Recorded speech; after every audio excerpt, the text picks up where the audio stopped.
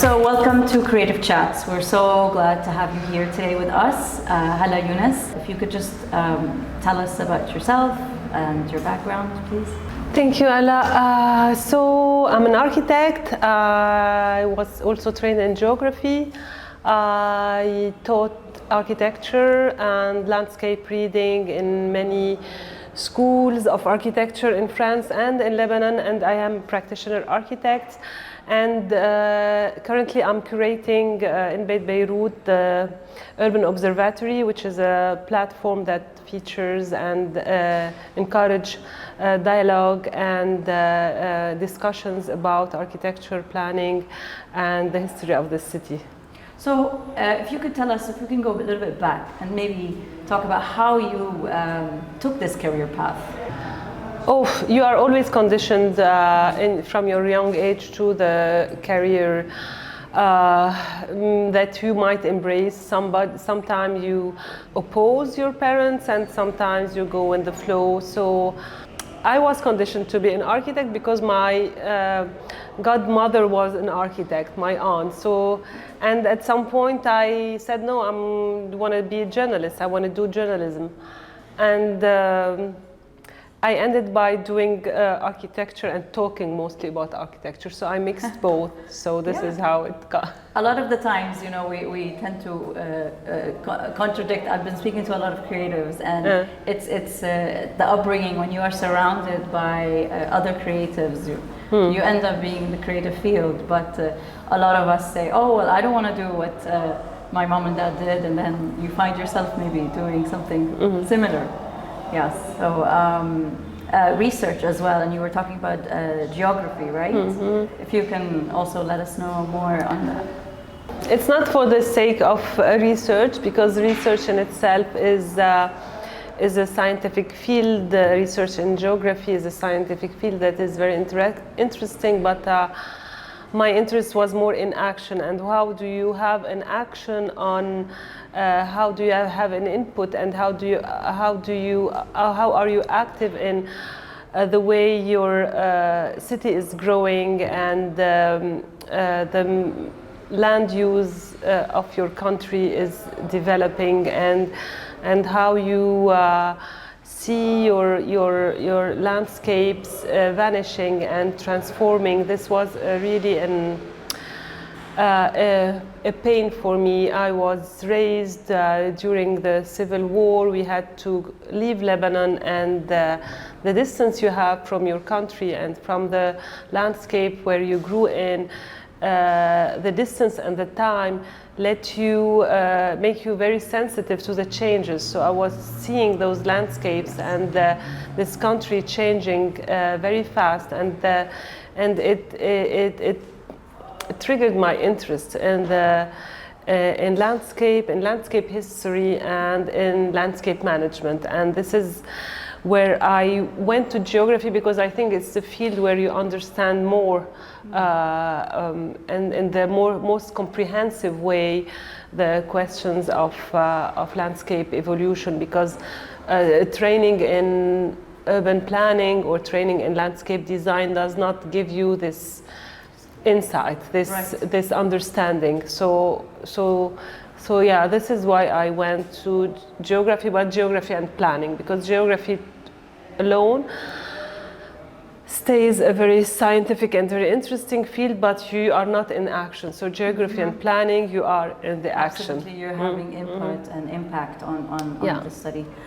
So right now, where do you see, how does the city or the community that you are in impact in your practice? Today I felt, after teaching for 20 years, because I've been teaching for 20 years, after teaching for 20 years, I thought that I always wanted to have a leverage to change things happening around me, and things around the way that the city evolving and the way that the landscape is changing.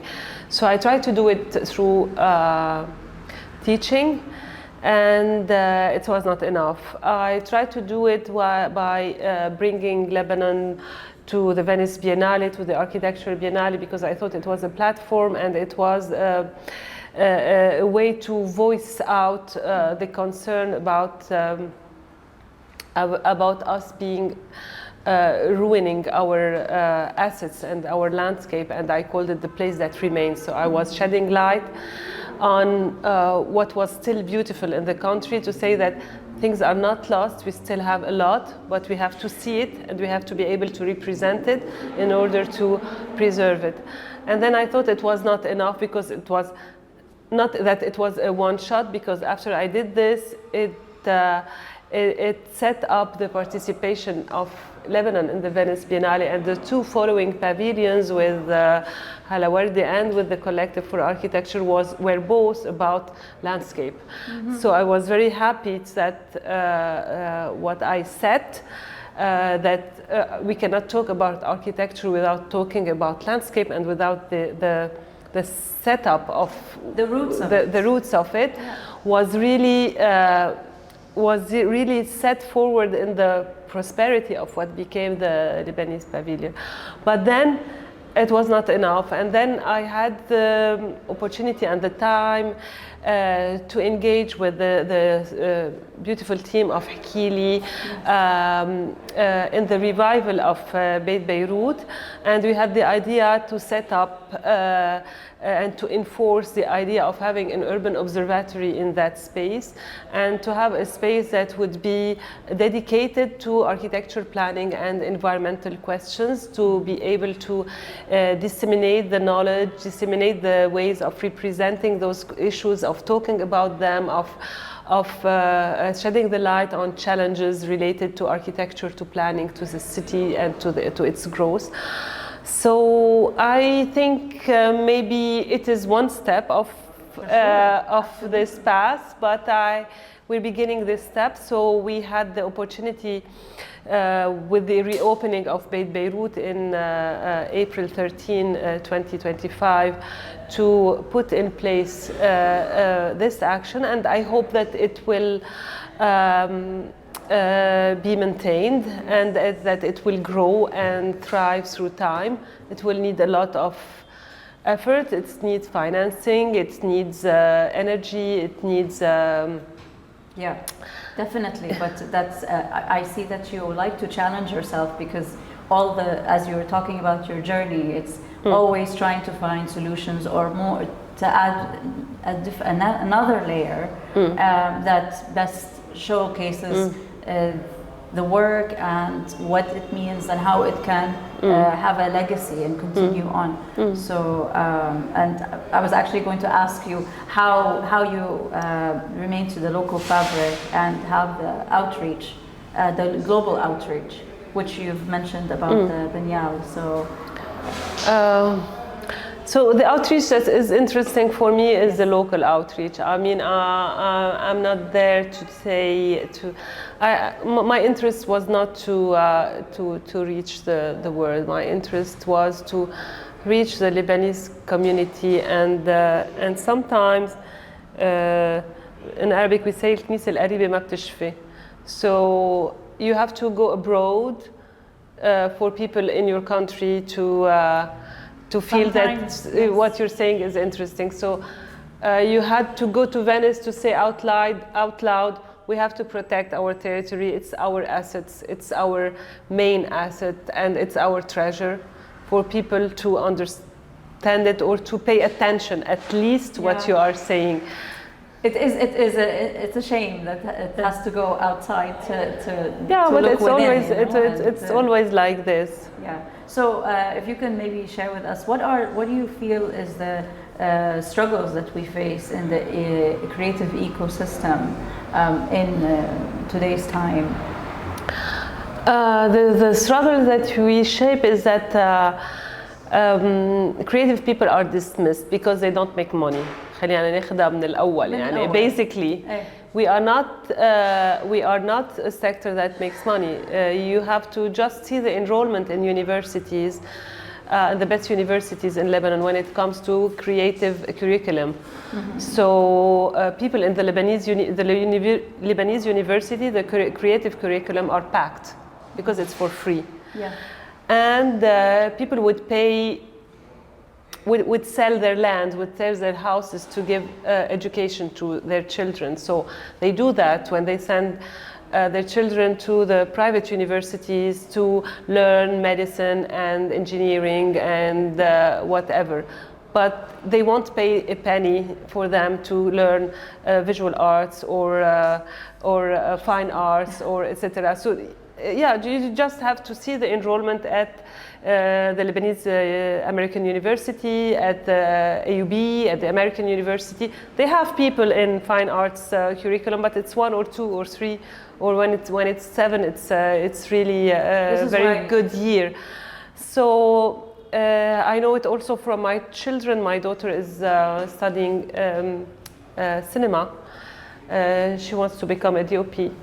But she tells me among her friends, she studied at the French school, the Lycée Français, and among her friends, very few went into creative careers and when they go, either they are rebels or they are girls, because girls do not have to earn money, you know. They will have a husband that will take care of her, and men, they are heroes. Young men that go and do these passes, they are really heroes, because they know what they want, and they are happy and able to sacrifice the place and the paths that were set for them in their families. And this is because we have very few support, institutional support for creative people. I know we don't have any funds. The Ministry of Culture is an empty shell. There are 2, 3 beautiful people there, but the financial support is next to zero. So all the initiatives are privately funded, are really supported by the people who love their country and who love what they are doing, that they are putting their time and energy. Like Delphine, for example, who came back from France to say, no, I want to do something here for my country, for the place where I belong. But it's very difficult to make this understand to the parents. So yeah, the main problem is that creative career, creative passes, creative institutions have to be supported. All countries in the world have cultural policies. Some are very supportive, like in Europe, in Western Europe. Some are more liberal, like in the Northern America, but you always have a minimum. And here you don't have that minimum. You have beautiful people. You have a beautiful, I don't like the word community. It's very Anglo-Saxon to say community, but you have a beautiful creative society. Yeah. But really self-funded. If we could put on our heart-shaped glasses and wish for something, if you could say what would the future of creativity would look like for you? If there is a change of paradigm that has to happen, it's not something that is easy to do. Everything is in our economical system, in our society, is so much merchandised. Mm-hmm. So it's very difficult unless you are smart enough, and maybe the young generations are smarter than us, to be able to take it this way, to say, okay, how much money do I, what is my value in, what is my commercial value? Okay, I'm gonna sell it, right. And I'm gonna do art with it. And some very cynical artists do that now. But why not? You know, if it has to be sellable to exist, let's be on multiple levels. You can create on multiple levels, and maybe there's something we don't understand that's gonna happen. It's not ours. It's not the way we were brought up, but it has to exist in some way. So yeah, which is why we so I'm not a prophet to know. I know what I can do, yes. But I'm sure that future generations are going to find ways to fuel their creativity. I hope so too. I think that things have been evolving anyways, that with the age of digital, with AI, or just how in fact creativity is a little bit taken in a different, it has a bit more weight to some degree. But in fact, the real question, because it's not that ambitious what I'm saying, in fact, multiple studies and economical studies have really shown and made the point that creative industries are what can fuel the economic industry in Lebanon. And this is what we did when I did the exhibition at the Abroyan factory 2 years ago. It was called La Ville en Œuvre, so a city in the making.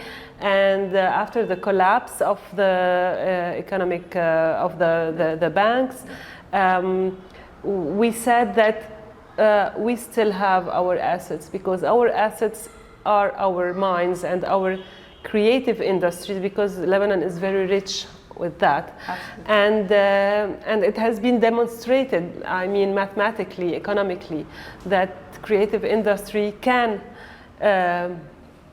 pave the way to a rebirth of the city, to the economic rebirth of the city. And this is how we can have an edge in the region, because we have it. Yes. So yeah, I think we have just to believe in ourselves and to do what we know. It's a mindset, honestly. I mean, it's more than just that, obviously. But if we all contribute and meet, and I think this is why we meet today at Creative Dialogues, is to have this opportunity and have the voice. We trust ourselves. We have to trust ourselves. The first thing, for sure, absolutely. What do you wish the audience would take from the talk that we had and the talk that you shared with us today at the panel discussion? I don't know. Everybody will take what resonates with his mindset, what with his path. So I don't want to tell people what they have to take, but I hope that everyone, from his package, with the backpack he came with to this conference, he would take one idea or one encounter or one experience that he would put back in his bag and go with it. And I'm sure everybody did that. This is the interest of mixing people. So everybody got something that he might not have. It could be like a subconscious. That he might not have noticed, but it is printed somewhere, and it will come back. This is how our minds and how our imaginary functions. Yeah, it's interesting. How about yourself? What did you take from the experience? I took the belief that it was a kind of demonstration that you need somebody from outside to come and to put people together. And this is the problem we have here in Lebanon, because everybody is in his how do you call it? Maybe in his safe zone. Yes. And Silos. People are often have often fears from each other, or preconceived idea that this one thinks like that. I don't want to talk with him because I know what he's gonna say, and this one thinks like this. Yeah. And you really need somebody coming from Mars, like Jasmine, to put all those people together, and they You're suddenly all find that, oh no, they have things to say to each other, and that they are not what they thought they are. The other way were. The preconceived, the perceptions. Exactly. Is So yeah. So this is what I. Well, I'm glad actually. That's a really positive thing, because I hope even afterwards that you continue to meet and collaborate in all shapes and forms. So thank you. Thank you so much for having this chat with us. And yeah. أهلا وسهلا. Cheers.